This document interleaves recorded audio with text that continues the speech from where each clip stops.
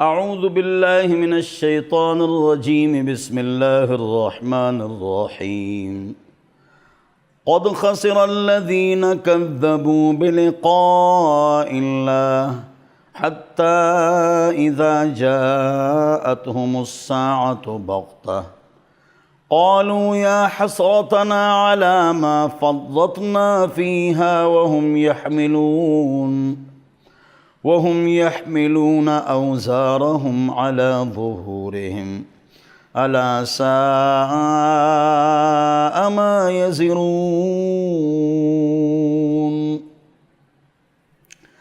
حقیقت یہ ہے کہ بڑے خسارے میں ہیں وہ لوگ جنہوں نے اللہ رب العزت سے جا ملنے کو جھٹلایا ہے، یہاں تک کہ جب قیامت اچانک ان کے سامنے آ کھڑی ہوگی تو وہ کہیں گے ہائے افسوس، علی ما فرطنا فیہا، کہ ہم نے اس قیامت کے بارے میں بڑی کوتاہی کی۔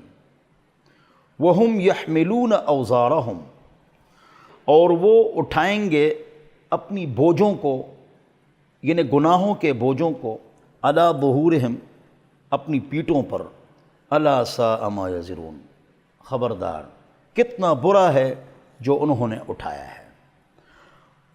اور نہیں ہے دنیا کی زندگی مگر کھیل کود، لہو لعب، وَلَلدَّارُ الْآخِرَةُ خَيْرٌ لِلَّذِينَ يَتَّقُونَ، اور آخرت کا گھر جنت یہ بہتر ہے ان لوگوں کے لیے جو پرہیز کرتے ہیں شرک، کفر، بدعت اور گناہوں سے۔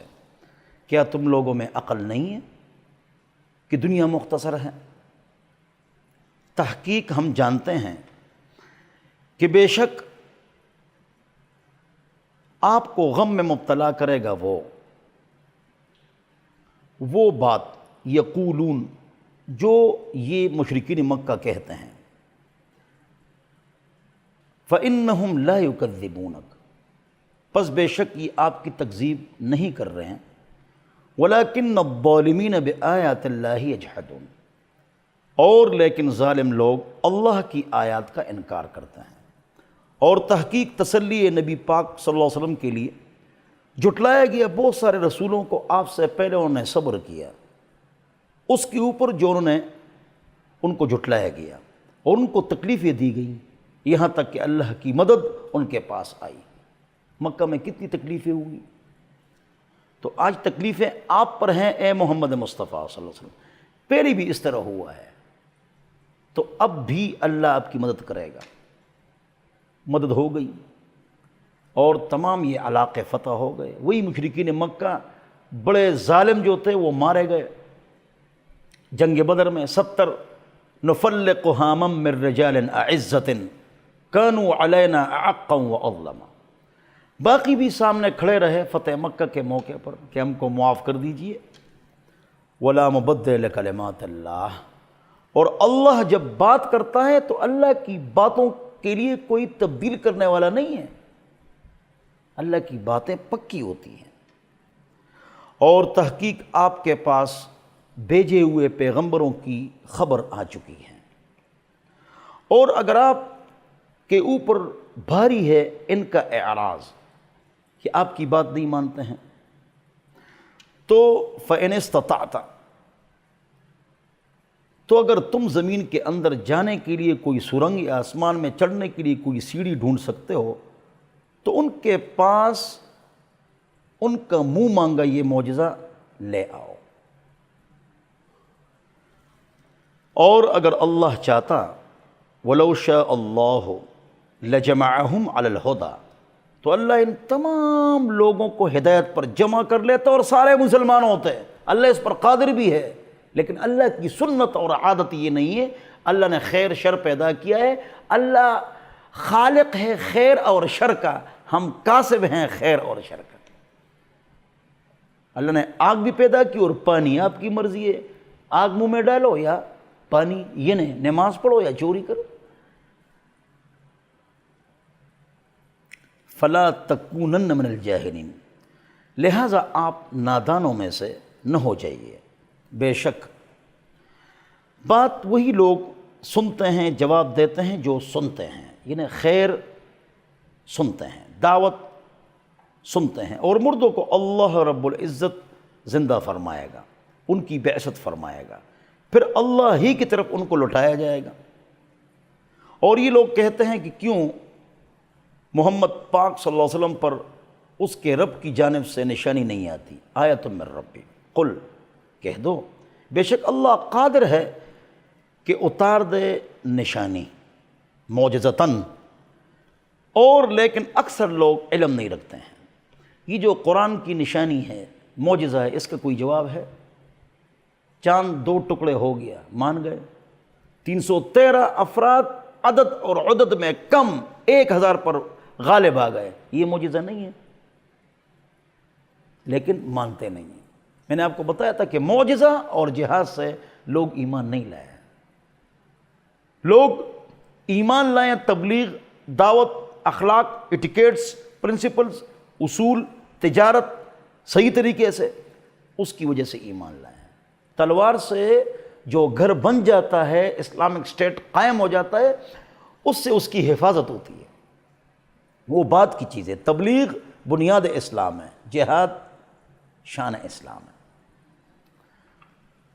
وما من دابۃ فی الارض، اور کوئی سانس والی مخلوق جو زمین میں ہے اور چلتی پھرتی ہے، اور کوئی پرندہ جو اپنے دونوں پروں سے چلتا ہے، اڑتا ہے، مگر وہ بھی تمہاری طرح مخلوقات کی اصناف ہیں، قسمیں ہیں۔ ما فرطنا فی الکتاب من شیء، ہم نے لوح محفوظ تقدیر میں کسی چیز کو کم نہیں کیا ہے، کبھی نہیں کیے۔ پھر ان کے رب کی طرف ان کو اٹھایا جائے گا۔ اللہ نے سب کچھ لکھ لیا ہے، تو کسی کے قتل اور بدکاری کو بھی لکھا ہے، تو اللہ ہم کو سزا کیوں دیتے ہیں؟ سوال جواب، آپ کی سوچ غلط ہے نا۔ دیکھو اللہ نے سب کچھ لکھ لیا ہے اور ہم وہی کریں گے، ایسی بات نہیں ہے۔ اللہ نے دیکھا کہ یہ انسان اپنے اختیار سے خود بخود، اپنے اختیار سے خود بخود کیا کرے گا، یہ بات اللہ کو پہلے سے معلوم تھی، اللہ نے وہی لکھا، لہٰذا ہمارے اختیار کو اللہ نے لکھا ہے، تو ہم قتل اور زنا اپنے اختیار سے کرتے ہیں، لہٰذا اللہ ہم کو سزا دیتے ہیں۔ اشکال ختم ہو گیا۔ فرماتے ہیں وہ لوگ جو ہماری آیات کی تکذیب کرتے ہیں، وہ لوگ بہرے اور گونگے ہیں، سمن و بکمن فی الظلمات، اندھیروں میں، من یشاء اللہ، جس کے بارے میں اللہ چاہے، یضللہ، اس کو گمراہ کرتا ہے۔ اللہ گمراہ کرتا ہے، اللہ ہدایت دیتا ہے؟ جی کیوں؟ حرکت میں برکت، حرکت کرو برکت آئے گی۔ کیا طلب اور عاجزی اپنے اندر پیدا کرو تو اللہ ہدایت دے گا، طلب اور عاجزی نہیں ہوگی تو گمراہی ہوگی۔ بل طبع اللہ علیہ، اللہ نے دلوں پر مہر لگا دی، یا ختم اللہ علی قلوبہم، ان کے دلوں پر اللہ نے مہر لگائی۔ تو کیوں مورد الزام وہ؟ جواب، ان الذین کفروا، بے شک جن لوگوں نے کفر کو اختیار کر لیا، پھر اللہ نے ختم اللہ علی قلوبہم، بل طبع اللہ علیہ بکفرہم، کلا بل ران علی قلوبہم، اللہ نے ان کے دلوں پر زنگ کر دیا ہے، ان کے دلوں پر زنگ ہے۔ کیوں؟ بما کانوا یکسبون، جو انہوں نے گناہ کیے ہیں۔ اب سمجھ گئے؟ اسی آیت میں جواب ہوتا ہے، لیکن سوچ کی ضرورت ہے۔ اور جس کو اللہ چاہے اس کو بنا دیتا ہے سیدھے راستے پر۔ کس کو چاہتا ہے اللہ؟ جس میں طلب اور عاجزی ہو، اللہ اس کو ہدایت دیتا ہے۔ یا اللہ 2 عمروں میں سے ایک عمر کو ہدایت دے دے، ایک ہمارے عمر ابو حفص عمر الخطاب، اور ایک ابو الحکم عمر، ابو جہل کا نام ابو الحکم تھا، جرگے والا، قابل، ہوشیار، ذہین، تکڑا۔ لیکن جب انہوں نے یہ مشورہ دیا کہ حضور اکرم صلی اللہ علیہ وسلم کو قتل کیا جائے، ہر خاندان سے افراد آ جائیں تو دیت دے دیں گے، سب سے لڑنا ان کے خاندان کے لیے مشکل ہوگا، یہ مشورہ دیا تو شیطان نے کہا ویری گڈ، آپ نے صحیح مشورہ دیا۔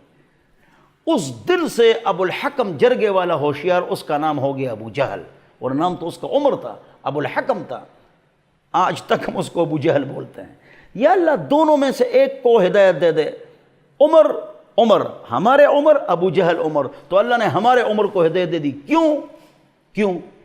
سنو، طلب اور عاجزی۔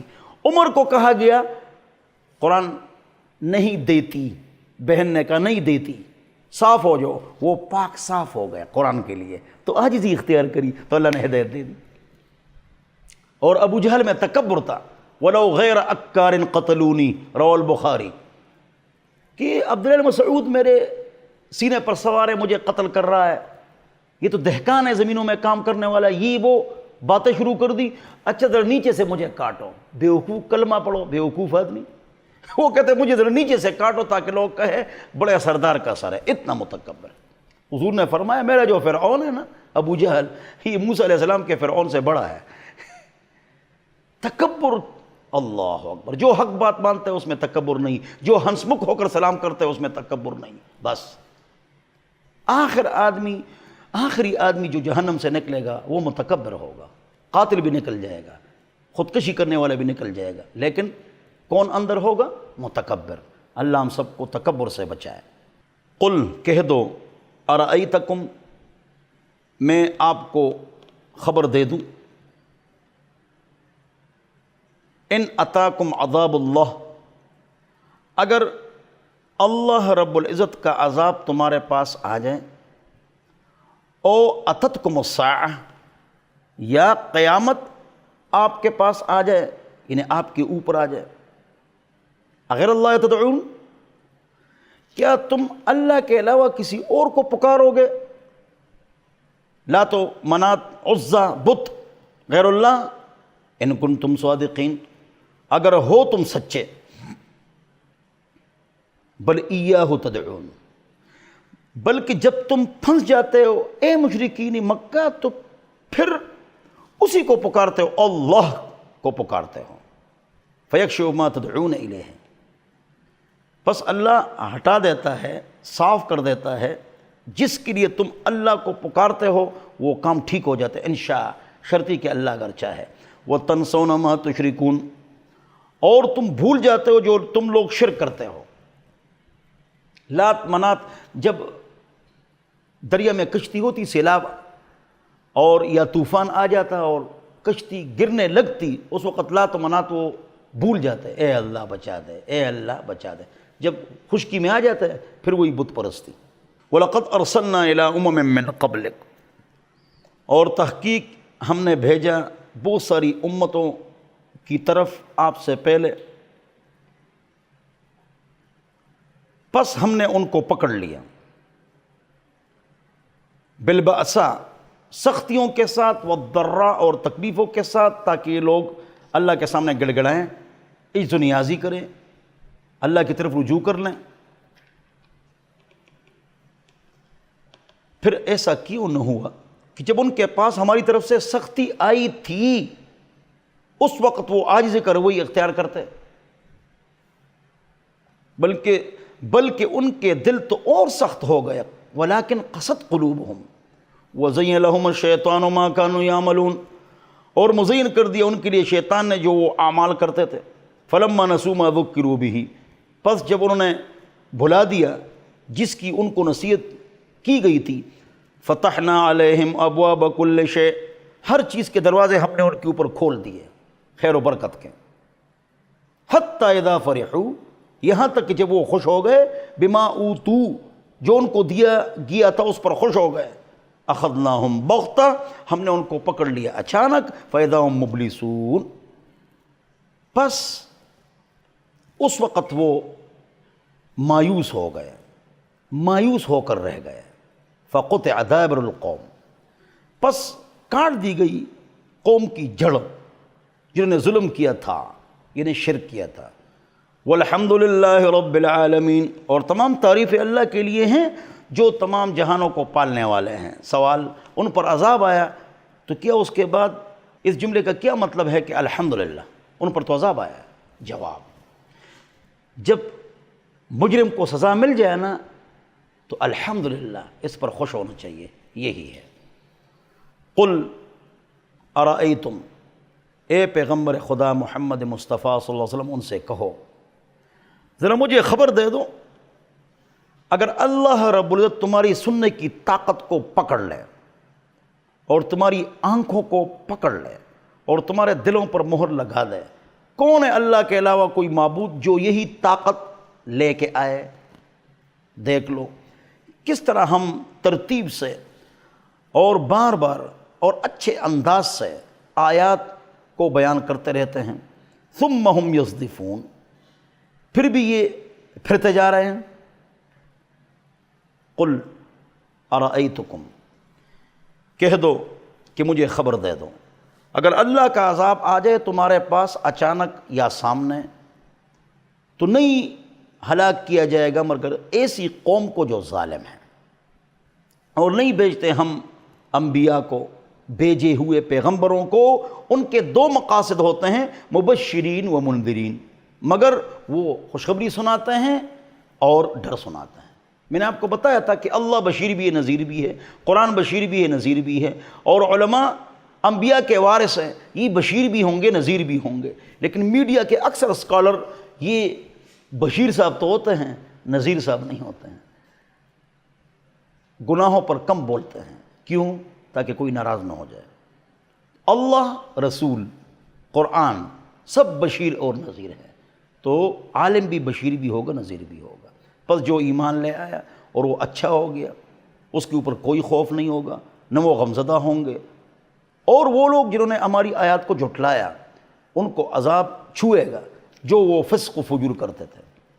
اے پیغمبر خدا کہہ دو ان لوگوں سے، لا اقول لکم عندی خزائن اللہ، میں آپ سے یہ نہیں کہتا کہ میرے پاس اللہ کے خزانے۔